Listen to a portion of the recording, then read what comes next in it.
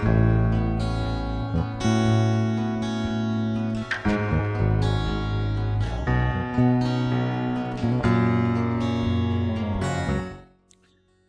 kasih Kristus menyertaimu.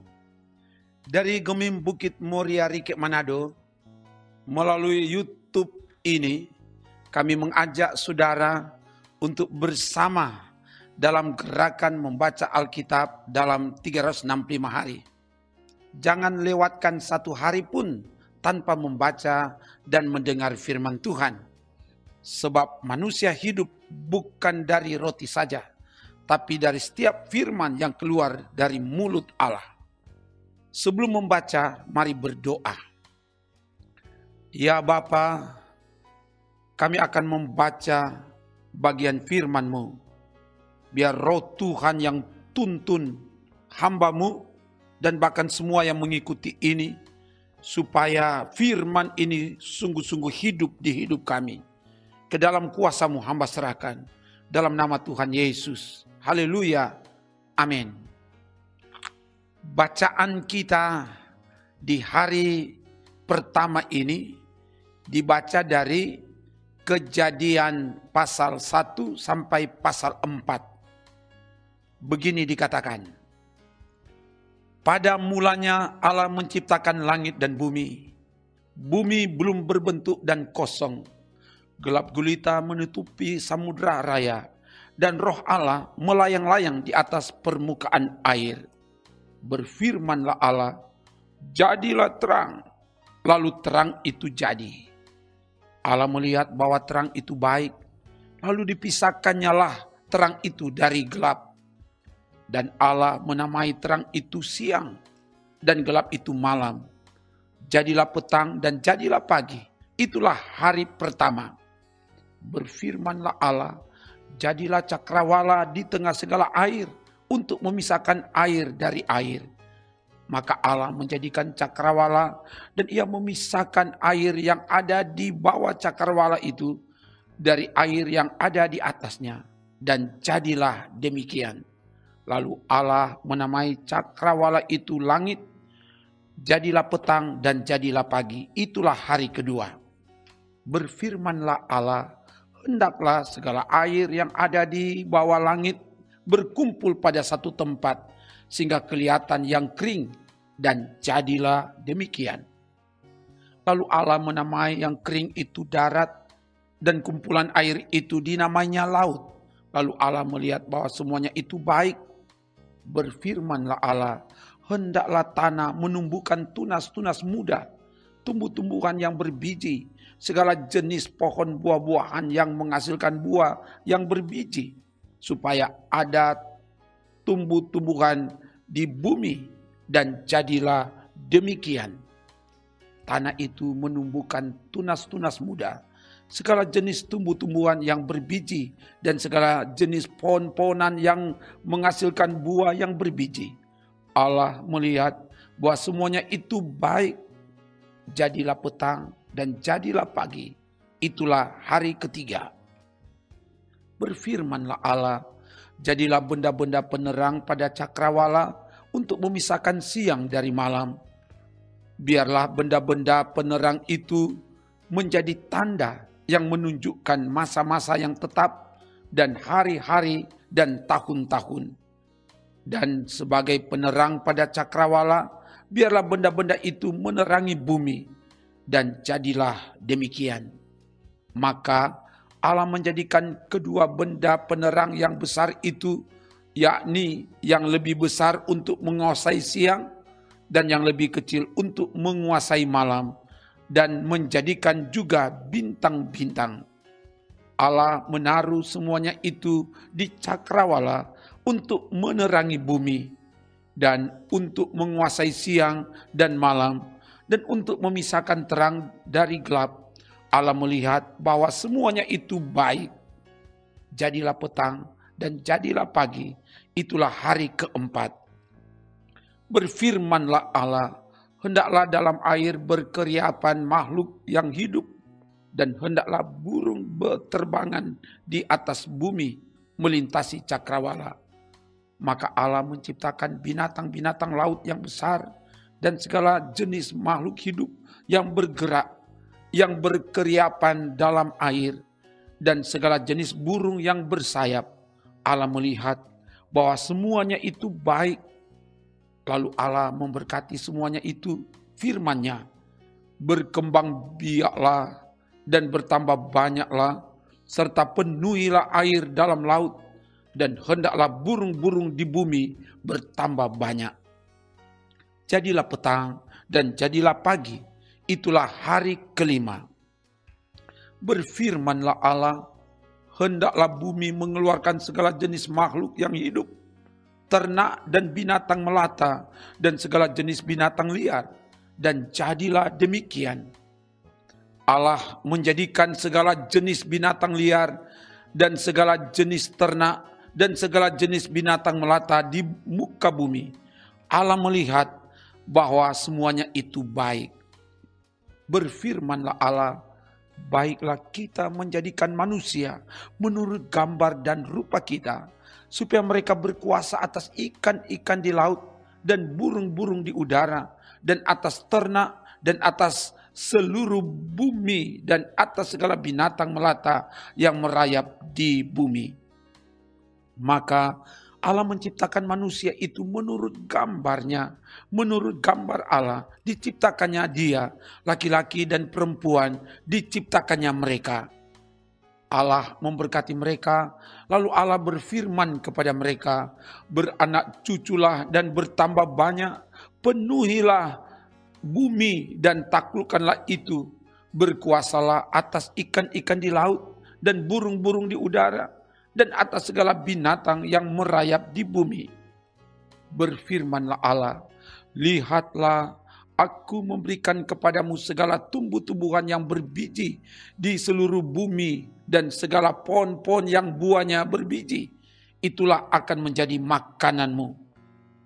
Tetapi kepada segala binatang di bumi, dan segala burung di udara, dan segala yang merayap di bumi, yang bernyawa, kuberikan segala tumbuh-tumbuhan hijau menjadi makanannya, dan jadilah demikian.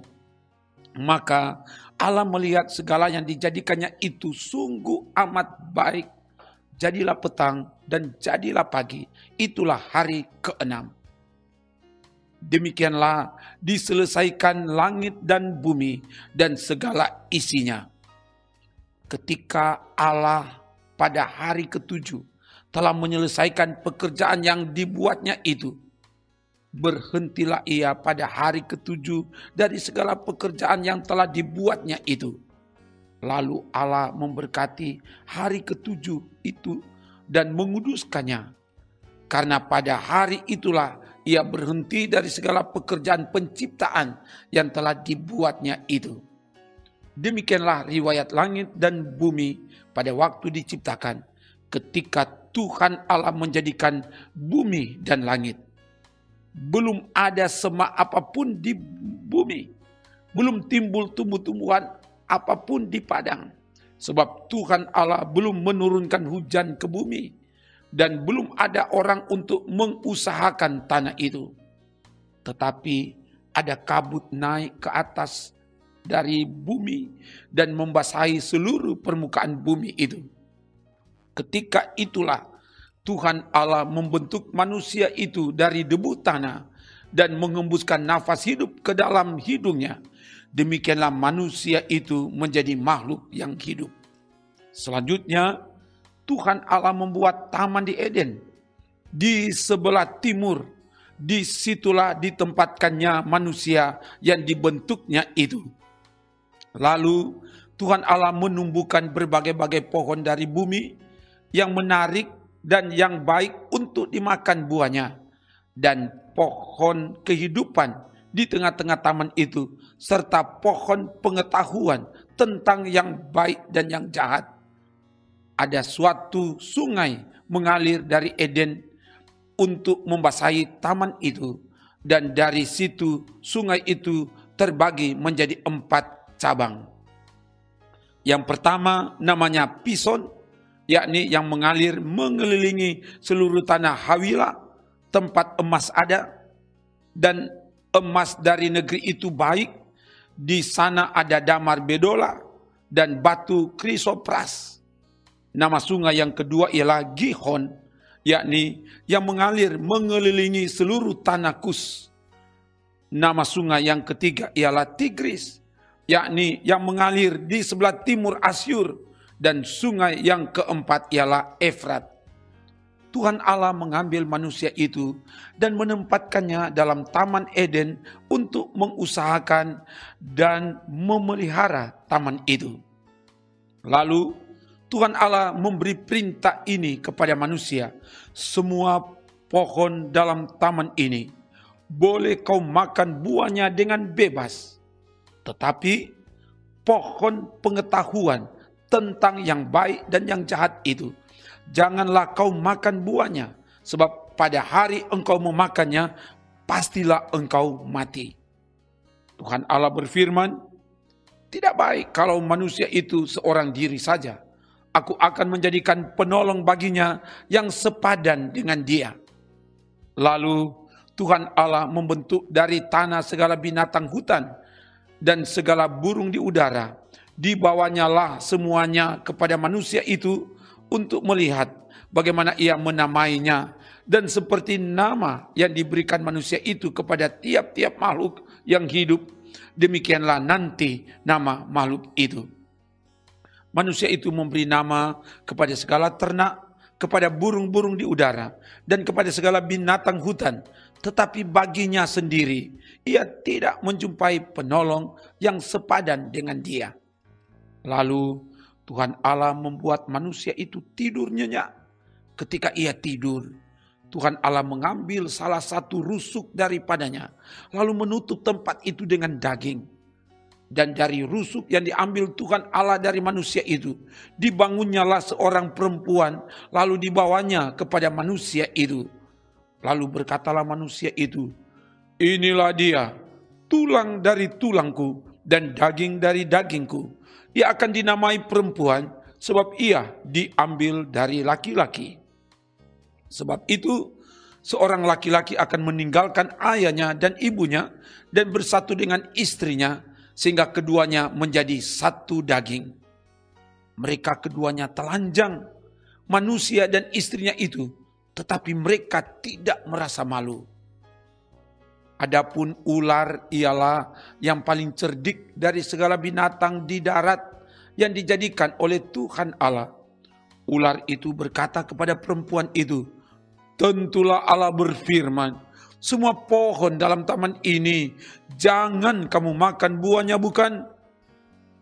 Lalu sahut perempuan itu kepada ular itu, buah pohon-pohonan dalam taman ini boleh kami makan, tetapi tentang buah pohon yang ada di tengah-tengah taman, Allah berfirman, jangan kamu makan ataupun raba buah itu, nanti kamu mati. Tetapi ular itu berkata kepada perempuan itu, sekali-kali kamu tidak akan mati.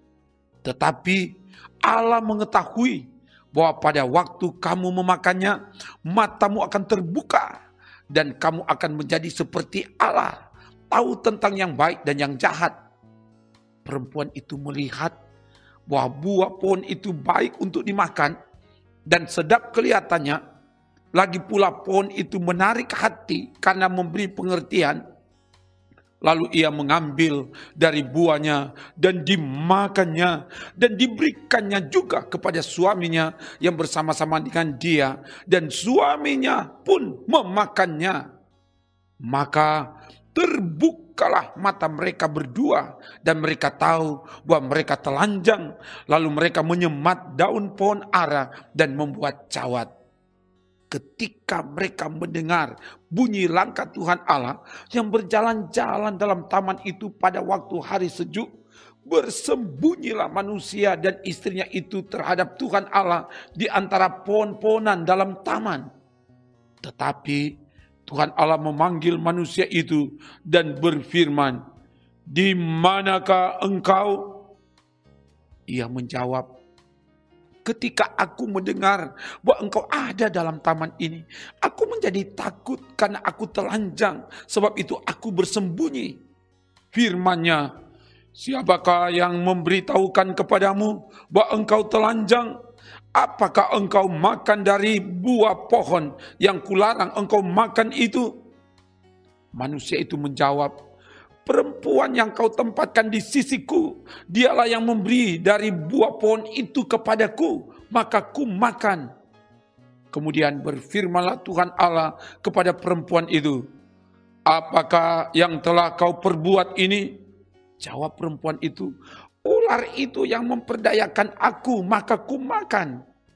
Lalu berfirmanlah Tuhan Allah kepada ular itu, karena engkau berbuat demikian, terkutuklah engkau di antara segala ternak dan di antara segala binatang hutan. Dengan perutmu lah engkau akan menjalar, dan debu tanahlah akan kau makan seumur hidupmu. Aku akan mengadakan permusuhan antara engkau dan perempuan ini, antara keturunanmu dan keturunannya. Keturunannya akan meremukkan kepalamu, dan engkau akan meremukkan tumitnya. Firman-Nya kepada perempuan itu, susah payahmu waktu mengandung akan kubuat sangat banyak. Dengan kesakitan engkau akan melahirkan anakmu. Namun engkau akan berahi kepada suamimu, dan ia akan berkuasa atasmu. Lalu firman-Nya kepada manusia itu, karena engkau mendengarkan perkataan istrimu dan memakan dari buah pohon yang telah kuperintahkan kepadamu, jangan makan daripadanya, maka terkutuklah tanah karena engkau. Dengan bersusah payah engkau akan mencari rezekimu dari tanah seumur hidupmu. Semak duri dan rumput duri yang akan dihasilkannya bagimu, dan tumbuh-tumbuhan di padang akan menjadi makananmu. Dengan berpeluh engkau akan mencari makananmu, sampai engkau kembali lagi menjadi tanah, karena dari situlah engkau diambil, sebab engkau debu, dan engkau akan kembali menjadi debu. Manusia itu memberi nama Hawa kepada istrinya, sebab dialah yang menjadi ibu semua yang hidup. Dan Tuhan Allah membuat pakaian dari kulit binatang untuk manusia dan untuk istrinya itu, lalu mengenakannya kepada mereka. Berfirmanlah Tuhan Allah, sesungguhnya manusia itu telah menjadi seperti salah satu dari kita, tahu tentang yang baik dan yang jahat. Maka sekarang jangan sampai ia mengulurkan tangannya dan mengambil pula dari buah pohon kehidupan itu dan memakannya, sehingga ia hidup untuk selama-lamanya. Lalu Tuhan Allah mengusir dia dari Taman Eden, supaya ia mengusahakan tanah dari mana ia diambil. Ia menghalau manusia itu, dan di sebelah timur Taman Eden ditempatkannya lah beberapa kerub dengan pedang yang bernyala-nyala dan menyambar-nyambar untuk menjaga jalan ke pohon kehidupan. Kemudian manusia itu bersetubuh dengan Hawa istrinya, dan mengandunglah perempuan itu, lalu melahirkan Kain. Maka kata perempuan itu, aku telah mendapat seorang anak laki-laki dengan pertolongan Tuhan. Selanjutnya dilahirkannya lah Habel, adik Kain, dan Habel menjadi gembala kambing domba, Kain menjadi petani. Setelah beberapa waktu lamanya, maka Kain mempersembahkan sebagian dari hasil tanah itu kepada Tuhan sebagai korban persembahan. Habel juga mempersembahkan korban persembahan dari anak sulung kambing dombanya, yakni lemak-lemaknya. Maka Tuhan mengindahkan Habel dan korban persembahannya itu. Tetapi Kain dan korban persembahannya tidak diindahkannya. Lalu hati Kain menjadi sangat panas dan mukanya muram. Firman Tuhan kepada Kain, mengapa hatimu panas dan mukamu muram? Apakah mukamu tidak akan berseri jika engkau berbuat baik? Tetapi jika engkau tidak berbuat baik, dosa sudah mengintip di depan pintumu. Ia sangat menggoda engkau, tetapi engkau harus berkuasa atasnya. Kata Kain kepada Habel adiknya, marilah kita pergi ke padang. Ketika mereka ada di padang, tiba-tiba Kain memukul Habel adiknya itu, lalu membunuh dia. Firman Tuhan kepada Kain, "Di mana Habel adikmu itu?" Jawabnya, "Aku tidak tahu. Apakah aku penjaga adikku?" Firman-Nya, "Apakah yang telah kau perbuat ini? Darah adikmu itu berteriak kepadaku dari tanah. Maka sekarang terkutuklah engkau, terbuang jauh dari tanah yang mengangakkan mulutnya untuk menerima darah adikmu itu dari tanganmu. Apabila engkau mengusahakan tanah itu, maka tanah itu tidak akan memberikan hasil sepenuhnya lagi kepadamu. Engkau menjadi seorang pelarian dan pengembara di bumi." Kata Kain kepada Tuhan, "Hukumanku itu lebih besar daripada yang dapat kutanggung.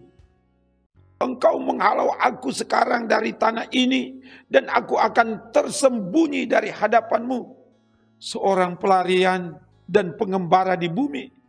Maka barang siapa yang akan bertemu dengan aku, tentulah akan membunuh aku."